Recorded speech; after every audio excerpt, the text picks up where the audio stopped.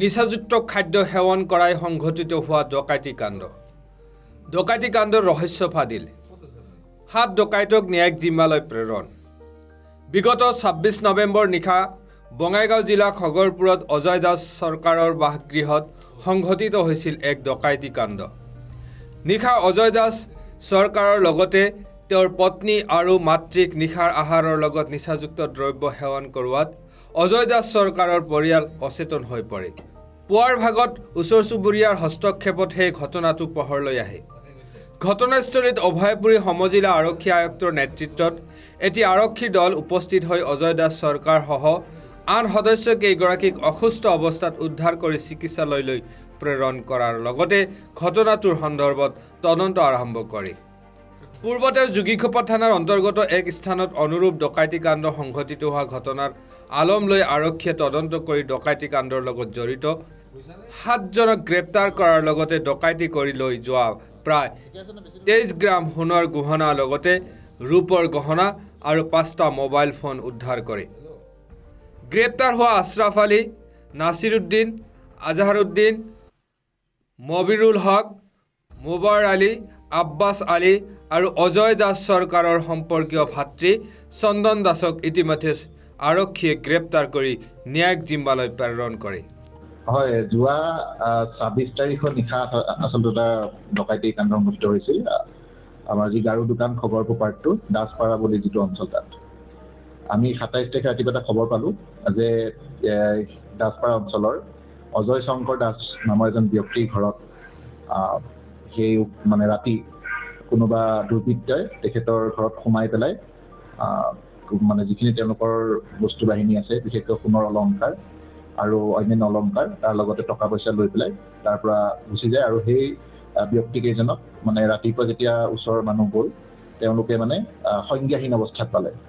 আৰু ৰাতিপুৱা মানুহখিনিয়ে তেওঁলোকক যেতিয়া গৈ পেলাই দেখা পালে যে তেওঁলোক গোটেইকেইজন সংজ্ঞাহীন অৱস্থাত বিচনাত পৰি আছে আৰু তাৰ পৰা তেওঁলোকৰ ভমিটিং কিছুমান ছাবষ্টেঞ্চ দেখা পালে, তেওঁলোকে বমি কৰিছে বেছিকৈ। তো ইয়াৰ পিছত আমাক আৰক্ষীক খবৰ দিয়ে আৰু তেওঁলোকক হস্পিটেলাইজ কৰা হয় আৰু লোৱাৰ আছাম হস্পিটেলত তেওঁলোক ভৰ্তি হয়। ইয়াৰ পিছত আমি আমাৰ POটো ভিজিট কৰোঁ আৰু আমাৰ যিখিনি প্ৰাৰম্ভিক তদন্ত কাম আমি আৰম্ভ কৰোঁ। প্ৰাৰম্ভিক তদন্ত কালত আমি যিখিনি গম পালোঁ বা আমি বুজি পালোঁ যে তেওঁলোকে যিদিনাখন 26 তাৰিখৰ নিশা আহাৰ গ্ৰহণ কৰাৰ পাছতেই এনেকুৱা ধৰণৰ তেওঁলোকৰ সংজ্ঞাহীন অৱস্থাত তেওঁলোক হৈছিল। আহাৰ গ্ৰহণ কৰাৰ খুব কিছু সময়ৰ ভিতৰতে তেওঁলোক সংজ্ঞাহীন হৈ পৰে আৰু তাৰপিছত তেওঁলোকে একো গম নাপায়। ৰাতিপুৱা তেওঁলোকে ভমিটিং কৰে আৰু তেওঁলোকৰ পিছতে তেওঁলোকৰ যেতিয়া তেওঁলোকৰ জ্ঞান ঘূৰি আহিলে গম পায় যে তেওঁলোকৰ ঘৰত কোনোবা দুৰ্বৃত্ত সোমাই ঘৰৰ বাৰ্গলাৰী হৈছে। বেছিকেলি দুৱাৰ, গডৰেজৰ লকাৰ এইবিলাক ভাঙি পেলাই সোণ আৰু টকা পইচা অন্যান্য অলংকাৰ লগতে লৈ গুচি যায়। তো এই কেছটোত আমি আমাৰ ইনভেষ্টিগেশ্যন ষ্টাৰ্ট কৰিলোঁ আৰু আমি দেখা পালোঁ যে চেম মডাছ অপাৰেণ্ডিত আগতে এনেকুৱা ঘটনা হৈছে। 2023 চনতো যোগীঘোপাৰ অঞ্চলত এনেকুৱা এটা ঘটনা হৈছিলে বুলি আমি গম পালোঁ। তো আমি সেই ঘটনাটোৰ সম্পৰ্কত যিবিলাক দোষী সেই সময়ত জড়িত আছিল তেওঁলোকৰো আমি লিষ্ট আউট আমি উলিয়াই ল'লোঁ আৰু এই ঘটনাটোৰ লগত কিবা লিংক আছে নেকি আমি সেইটো বস্তু চাব বিচাৰিলোঁ। তো চাওঁতে আমি গম পালোঁ ইনভেষ্টিগেশ্যনৰ যিটো আৰম্ভ কৰাৰ পিছত যে সেই ঘটনাৰ লগত জড়িত কিছু এটা গেঙৰ মেম্বাৰী এই ঘটনাটোৰ লগতো জড়িত। তো আৰু এই দুইটা ঘটনাৰ মাজত ইণ্টাৰেষ্টিং এটা লিংক পালোঁ আমি যে সাধাৰণতে কিয় যেনেকৈ আমি যোগীঘোপা ঘটনাটো পাইছিলোঁ যে কোনো এজন ব্যক্তিয়ে তেওঁলোকৰ ৰাতি খানা গ্ৰহণ কৰাৰ সময়ত বস্তুত কিবা এটা মিক্স কৰি দিয়ে, ঠিক তেনে এই ঘটনাটো সংঘটিত চেম মডাছ অপাৰেণ্ডি আমি পালোঁ। তেতিয়া আমাৰ ছাছপেক্ট হ'ল যে যিহেতু তেওঁলোকে নৈশ আহাৰ গ্ৰহণ কৰাৰ পাছতেই তেওঁলোক দুৰ্বল হৈ গৈছে, গতিকে হয়তো কোনোবা ব্যক্তি এইটো বস্তু কোনো ধৰণৰ বস্তুত মিক্স কৰি পেলাই তেওঁলোকক সংজ্ঞাহীন কৰিব পাৰে আৰু তাৰ সুযোগ লৈ পেলাই হয়তো সেই গেংটোৱে এই ধৰণৰ ডকাইতিটো কৰিছে। আমি এনেকৈ ইনভেষ্টিগেশ্যন ষ্টাৰ্ট কৰি গম পালোঁ যে তেওঁলোকৰ নিজৰ ঘৰৰে এজন ব্যক্তি, ভাতৃ, সম্পৰ্কীয় ভাতৃ, তেখেতৰ নাম চন্দন দাস, তেখেতে এইটো ঘটনাৰ লগত জড়িত আছিলে। তেওঁ সেই গোটেই ঘটনাটোৰ গোটেই ঘৰটোৰ ডিটেইলছ ভিডিঅ'ও আনকি সেই গেংটোলৈ প্ৰেৰণ কৰিছিল। তো এই ধৰণে আমি ঘটনাটো গম পালোঁ। যোৱাৰ পিছত আমি আৰু যি ব্যক্তি এই ঘটনাৰ লগত জড়িত আছে তেওঁলোকৰ আমি ডিটেইলছ উলিয়ালোঁ, এনালাইচিছ কৰিলোঁ। তাৰপিছত আমি গম পালোঁ যে কেইবাজনো ব্যক্তি আছে এই ঘটনাটোৰ লগত, এটা ডাঙৰ ডকাইতৰ গেং আছে। আৰু সাধাৰণতে এনেকুৱা ঘটনা খুব কমন নহয়, বাৰ্গলাৰী হ'লেও সাধাৰণতে এনেকুৱা ঘটনাবিলাক খুব কমন নহয়। আৰু গতিকে এই ঘটনাটোৰ ওপৰত আমি যথেষ্ট ফ'কাছ কৰিছিলোঁ আৰু ইয়াক ক্ৰেক কৰিবৰ কাৰণে। আৰু আমি গোটেইখিনি প্লেন কৰাৰ পিছত আমি এটা অপাৰেশ্যন লঞ্চ কৰোঁ। আৰু অপাৰেশ্যন দিনাখন আমি বিভিন্ন ঠাইৰ পৰা আমি বিভিন্ন ব্যক্তিক আটক কৰোঁ। আমি চাপৰ অঞ্চলৰ পৰা আটক কৰিছোঁ আৰু তেনেধৰণে আমাৰ বঙাইগাঁৱৰ পৰা, তো এনেকৈ আমি বিভিন্ন ঠাইৰ পৰা বা বৰপেটাতো আমি ৰেড মাৰিছোঁ।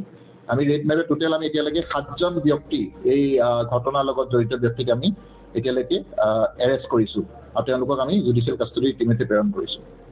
তাৰোপৰি এই ঘটনাৰ ইনভেষ্টিগেশ্যন কাৰ্যত যেতিয়া আমি কালত আমি দেখা পালোঁ যে এই চুৰি যিবিলাক সামগ্ৰী আছে, এই কিছুমান মানে তেওঁলোকে জুৱেলাৰীত বিকিছে বুলি খবৰ পালোঁ। তো আমি সেইমতে কিছুমান জুৱেলাৰীটো ৰেড কৰিলোঁ, চাপৰত এখন জুৱেলাৰীটো কৰিলোঁ, তাৰপিছত আমি বঙাইগাঁৱতো গ'লোঁ আৰু তাৰ পৰা আমি কিছুমান মূল্যৱান যিখিনি তেওঁলোকৰ মানে সম্পদ সেইখিনি আমি উদ্ধাৰ কৰিবলৈ সক্ষম হৈছোঁ, কিছু সংখ্যক, আৰু কিছু এতিয়াও বাকী আছে।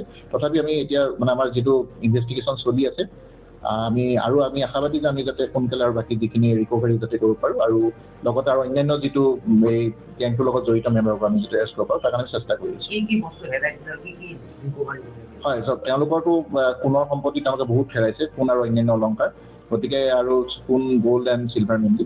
তো গ'ল্ডৰ এতিয়া আমি যিখিনি জুৱেলাৰী দোকানৰ পৰা তেওঁলোকে যিখিনি আমাক দিলে, তো আমি টোটেল দিছোঁগে 23 গ্ৰাম আমাৰ গ'ল্ড টোটেল ৰিকভাৰ আমি কৰিছোঁ। তেওঁলোকে মানে কি গ'ল্ডটো গলাই দিয়ে, গৈ পেলাই তেওঁলোকে নতুন নিউজ কিছুমান দিছিলে, কিছুমান দিব পৰা নাই, এতিয়াও গ'ল্ডখিনি কিন্তু গলাই দিছিলে। তো আমি সেই গ'ল্ডখিনি আমি উদ্ধাৰ কৰিবলৈ সক্ষম হৈছোঁ। আৰু এতিয়াও বাকী আছে, আমি চাই আমাৰ ইনভেষ্টিগেশ্যন চলি আছে। নামকেইটা হৈছে আপোনাৰ আশৰাফ আলী, নাছিৰ উদ্দিন, আজাহাৰ উদ্দিন, মবিৰুল হক, চন্দন দাস, মোবাৰ আলী আৰু আব্বাছ আলীক এতিয়ালৈকে আমি এৰেষ্ট কৰিছোঁ।